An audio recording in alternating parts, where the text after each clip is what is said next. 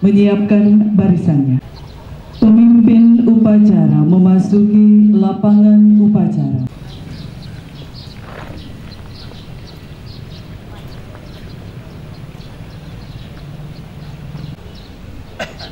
Hari ini, Senin tanggal 21 bulan Mei tahun 2018, upacara peringatan Hari Kebangkitan Nasional yang ke-110 dimulai.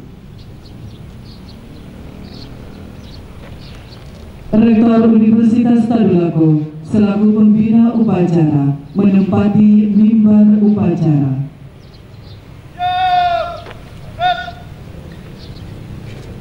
Umum kepada pembina upacara. Kepada pembina upacara, depan,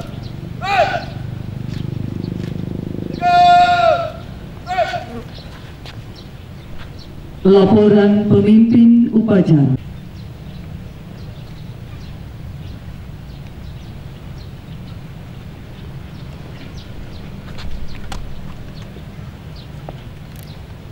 Lapor upacara Hari Kebangkitan Nasional tanggal 20 Mei tahun 2018 siap dimulai. Laksanakan.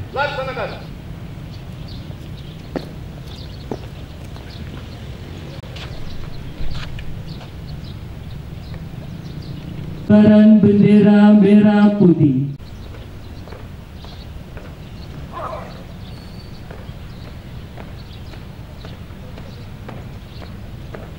Haluan, kanan. Jalan.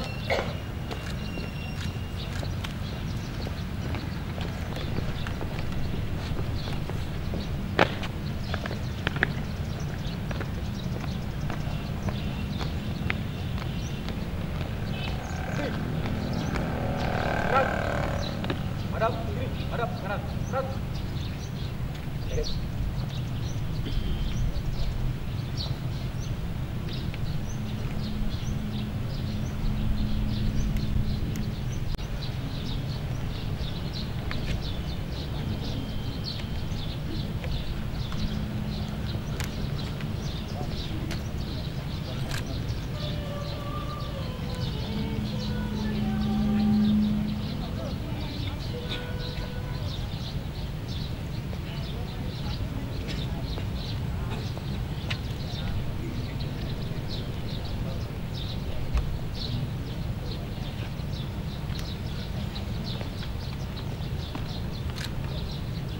Bendera siap. Kepala sang merah putih. Hormat. Gerak. Indonesia tanah airku, tanah tumpah darahku. Di sanalah aku berdiri, jadi pandu ibuku. Indonesia kebangsaanku, bangsa dan tanah airku. Marilah kita bersatu, Indonesia bersatu.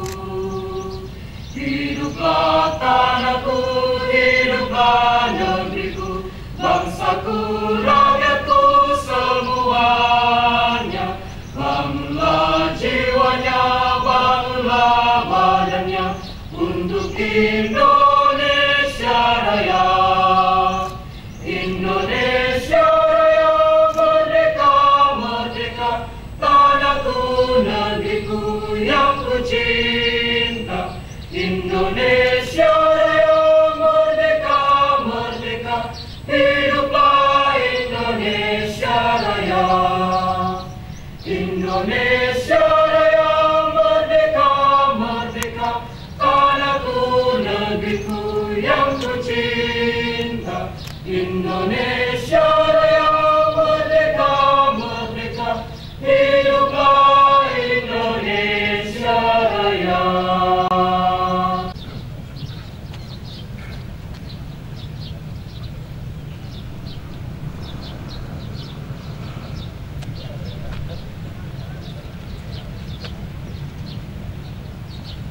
Pada,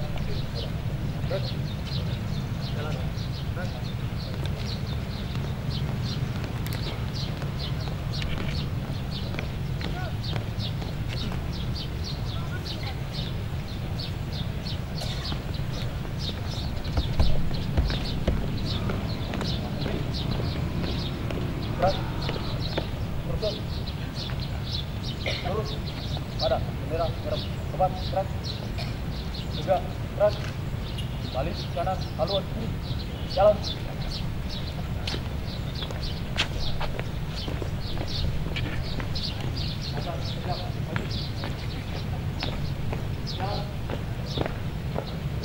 Dipimpin oleh pembina upacara. Bapak Ibu sekalian kami hormati, kami mengajak sejenak menundukkan kepala seraya berdoa untuk para pahlawan yang telah mendahului kita. Hening cipta dimulai.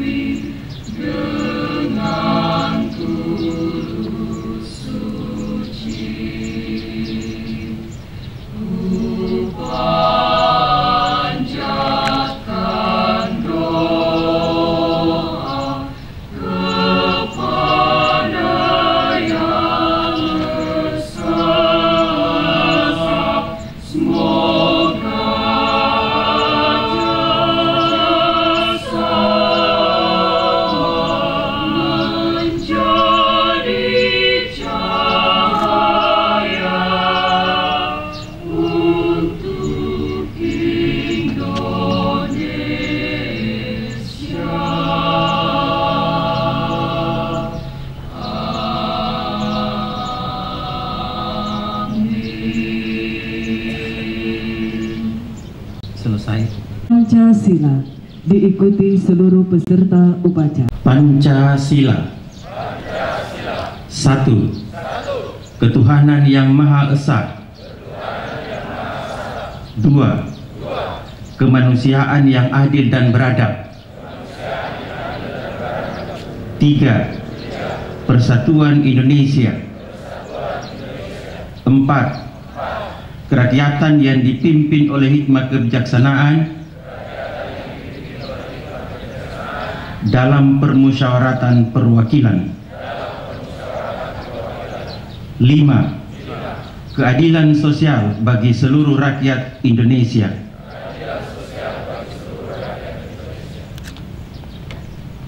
Bacaan teks pembukaan Undang-Undang Dasar 1945. Undang-Undang Dasar Negara Republik Indonesia tahun 1945. Pembukaan. Bahwa sesungguhnya kemerdekaan itu ialah hak segala bangsa, dan oleh sebab itu maka penjajahan di atas dunia harus dihapuskan karena tidak sesuai dengan pri kemanusiaan dan pri keadilan. Dan perjuangan pergerakan kemerdekaan Indonesia telah sampailah kepada saat yang berbahagia dengan selamat sentosa mengantarkan rakyat Indonesia ke depan pintu gerbang kemerdekaan negara Indonesia yang merdeka, bersatu, berdaulat, adil dan makmur. Atas berkat rahmat Allah yang Maha Kuasa dan dengan didorongkan oleh keinginan luhur supaya berkehidupan kebangsaan yang bebas, maka rakyat Indonesia menyatakan dengan ini kemerdekaannya. Kemudian daripada itu, untuk membentuk suatu pemerintahan negara Indonesia yang melindungi segenap bangsa Indonesia dan seluruh tumpah darah Indonesia, dan untuk memajukan kesejahteraan umum, mencerdaskan kehidupan bangsa, dan ikut melaksanakan ketertiban dunia, yang berdasarkan kemerdekaan, perdamaian abadi, dan keadilan sosial, maka disusunlah kemerdekaan kebangsaan Indonesia itu dalam suatu Undang-Undang Dasar Negara Indonesia yang terbentuk dalam suatu susunan negara Republik Indonesia yang berkedaulatan rakyat dengan berdasar kepada ketuhanan yang Maha Esa, kemanusiaan yang adil dan beradab, persatuan Indonesia, dan kerakyatan yang dipimpin oleh hikmat kebijaksanaan dalam permusyawaratan perwakilan, serta dengan mewujudkan suatu keadilan sosial bagi seluruh rakyat Indonesia. Menteri Komunikasi dan Informatika Republik Indonesia oleh pembina upacara. Assalamualaikum warahmatullahi wabarakatuh. Selamat pagi dan salam sejahtera. Om Swastiastu, Namo Buddhaya, salam kebajikan. Saudara-saudari peserta upacara yang saya hormati, ketika rakyat berinisiatif untuk berjuang demi meraih kemerdekaan dengan membentuk berbagai perkumpulan lebih dari seabad lalu, kita nyaris tak punya apa-apa. Kita hanya memiliki semangat dalam jiwa dan kesiapan mempertaruhkan nyawa. Namun sejarah kemudian membuktikan bahwa semangat dan komitmen itu saja telah cukup, asalkan kita bersatu dalam cita-cita yang sama, kemerdekaan bangsa. Bersatu adalah kata kunci ketika kita ingin menggapai cita-cita yang sangat mulia. Namun pada saat yang sama, tantangan yang maha kuat menghadang di depan. Budi Utomo memberi contoh bagaimana dengan berkumpul dan berorganisasi tanpa melihat asal muasal primordial akhirnya bisa mendorong tumbuhnya semangat nasionalisme yang menjadi bahan bakar utama kemerdekaan.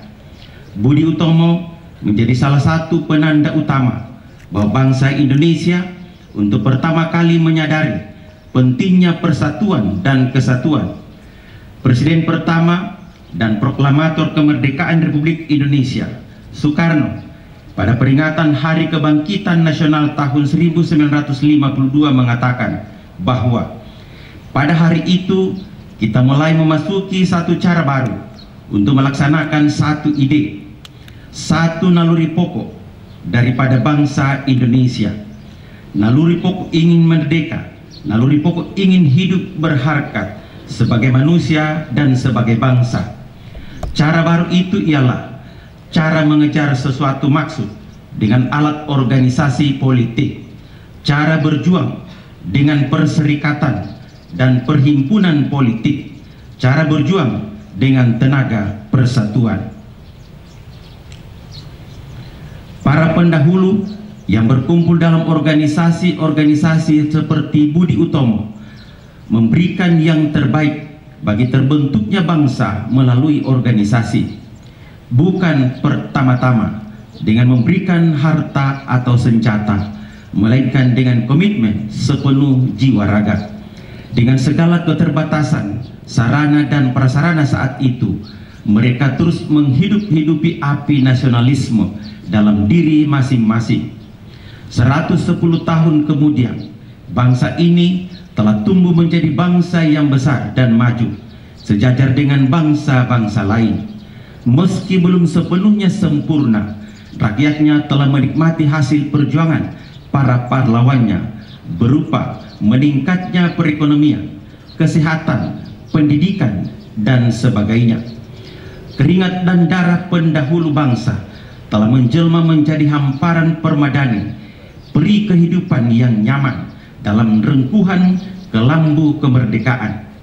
Kalau sekarang bangsa ini punya hampir segala yang dibutuhkan, seharusnya kita terinspirasi bahwa dengan kondisi embrio bangsa seabad lalu yang berada dalam rundungan apapun, kita telah mampu menghasilkan energi yang dahsyat untuk membawa kepada kejayaan.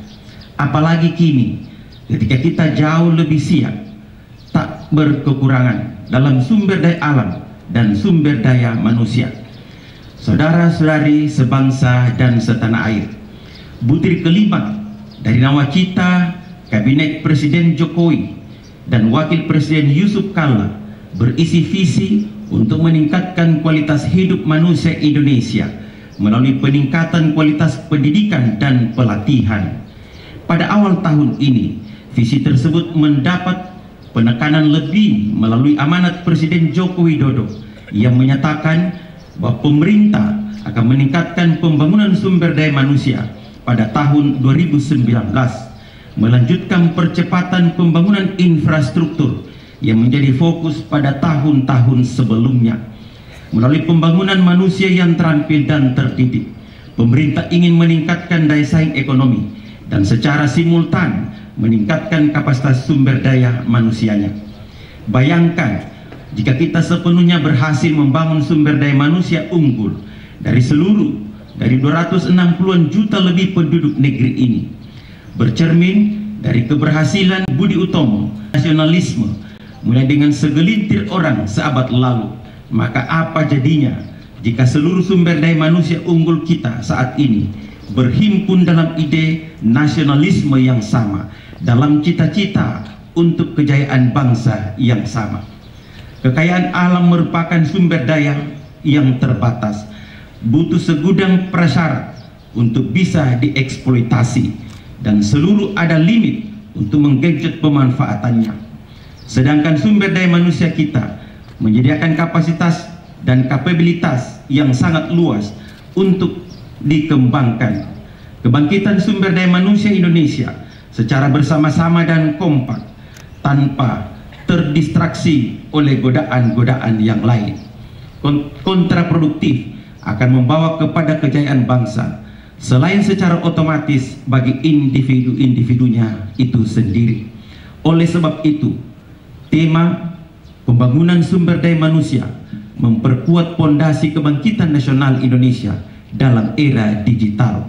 Dalam peringatan Hari Kebangkitan Nasional 20 Mei 2018 ini harus dimaknai dengan upaya-upaya penyadaran setiap masyarakat Indonesia untuk mengembangkan diri dan merebut setiap peluang untuk meningkatkan kapasitas diri yang dibuka oleh berbagai pihak, baik oleh pemerintah, badan usaha maupun masyarakat sendiri.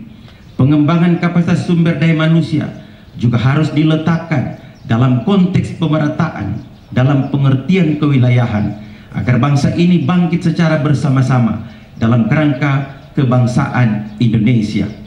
Saudara-saudari sebangsa dan setanah air, Bung Karno juga menggambarkan persatuan bangsa seperti layaknya sapu lidi. Jika tidak diikat, maka lidi tersebut akan bercerai-berai, tidak berguna dan mudah dipatahkan. Tetapi jikalau lidi-lidi itu digabungkan, diikat menjadi sapu, mana ada manusia bisa mematahkan sapu lidi yang sudah terikat. Gambaran seperti aktual sekali pada masa sekarang. Kita merasakan bahwa ada kekuatan-kekuatan yang berusaha merenggangkan ikatan sapu lidi kita.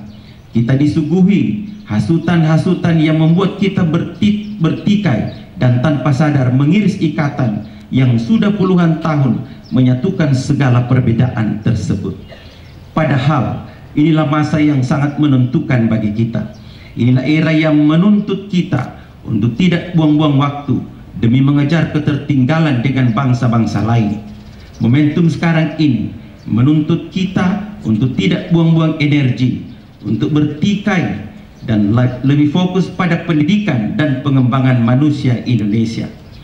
Menurut perhitungan para ahli, sekitar 2 tahun lagi kita akan memasuki sebuah era keemasan dalam konsep kependudukan, yaitu bonus demografi. Bonus demografi menyuguhkan potensi keuntungan bagi bangsa karena proporsi penduduk usia produktif lebih tinggi dibandingkan penduduk usia non-produktif. Menurut perkiraan Badan Pusat Statistika, rentang masa ini akan berpuncak nanti pada tahun 2028 sampai 2031, yang berarti tinggal 10 sampai 13 tahun lagi dari sekarang. Pada saat itu nanti, angka ketergantungan penduduk diperkirakan mencapai titik terendah, yakni 46,9%. Proyeksi keuntungan bonus demografi itu akan tinggal menjadi proyeksi jika kita tak dapat memaksimalkannya. Usia produktif hanya akan tinggal menjadi catatan tentang usia daripada catatan tentang produktivitas. Jika mutu sumber daya manusia produktif pada tahun-tahun puncak bonus demografi tersebut tidak dapat mengungkit miskin pertumbuhan ekonomi. Oleh sebab itu, Bapak Presiden Joko Widodo dalam berbagai kesempatan selalu mendorong dunia pendidikan bekerjasama dengan industri dan bisnis untuk mencari terobosan-terobosan baru dalam pendidikan vokasi. Jurusan-jurusan baru baik di tingkat pendidikan tinggi maupun juga di tingkat menengah yang berkaitan dengan keahlian dan ilmu terapan harus selalu diciptakan untuk memasuk industri akan tenaga terampil yang siap pakai. Saudara-saudari sebangsa dan setanah air, generasi bonus demografi yang kebetulan juga beririsan dengan generasi milenial kita tersebut pada saat yang sama juga terpapar oleh masifnya perkembangan teknologi, terutama teknologi digital. Digitalisasi di berbagai bidang ini juga membuka jendela peluang dan ancaman yang sama. Ia akan menjadi ancaman jika hanya pasif menjadi pengguna dan pasar, namun akan menjadi berkah jika kita mampu menaklukkannya menjadi pemain yang menentukan landscape ekonomi berbasis digital dunia. Alhamdulillah, kita mencatat bahwa tak sedikit anak muda kreatif yang mampu menaklukkan gelombang digitalisasi dengan cara mencari berkah di dalamnya. Internet, media sosial, situs web, layanan multimedia, aplikasi ponsel, mereka jadikan ladang baru buat berkarya dan pasar yang menjanjikan bagi kreativitas. Banyak kreator konten dan pengembang aplikasi Indonesia yang mendunia mendapatkan apresiasi baik material maupun non-material. Oleh sebab itu, mari bersama-sama kita jauhkan dunia digital dari anasir-anasir pemecah belah dan konten-konten negatif, agar anak-anak kita bebas berkreasi, bersilaturahim, berekspresi, dan mendapatkan manfaat darinya. Tidak ada satu pihak yang tanggung jawabnya lebih besar daripada yang lain untuk hal ini.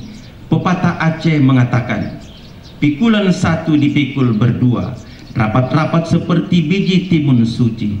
Artinya, kira-kira begini, kita harus menjaga persatuan dalam memecahkan masalah, harus berbagi beban yang sama, merapatkan barisan, jangan sampai terpecah belah. Demikian juga dalam konteks menghadapi digitalisasi ini, kita semua harus dalam irama yang serempak dalam memecahkan masalah dan menghadapi para pencari masalah. Saudara-saudari sebangsa dan setanah air, dulu kita bisa dengan keterbatasan akses pengetahuan dan informasi, dengan keterbatasan teknologi untuk berkomunikasi, berhimpun dan menyatukan pikiran untuk memperjuangkan kedaulatan bangsa.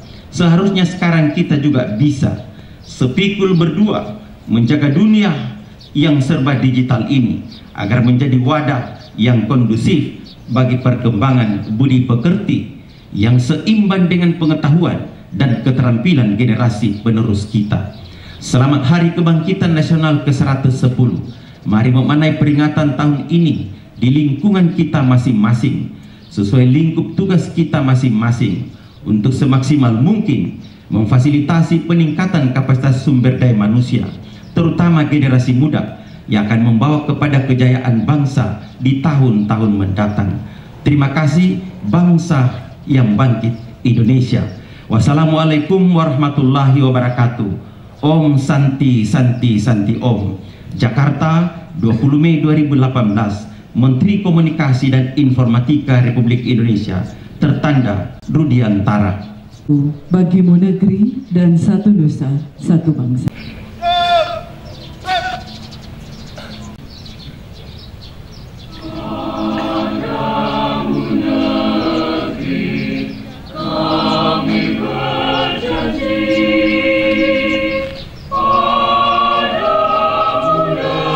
Negeri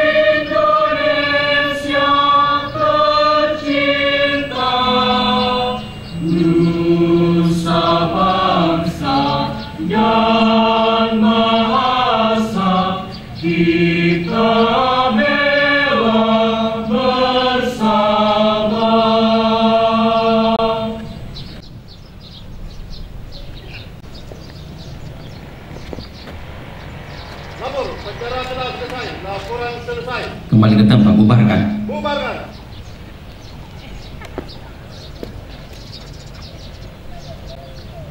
Jabatan umum kepada pembina upacara. Hormat! Red! Tegak! Red! Pembina upacara berkenan meninggalkan mimbar upacara.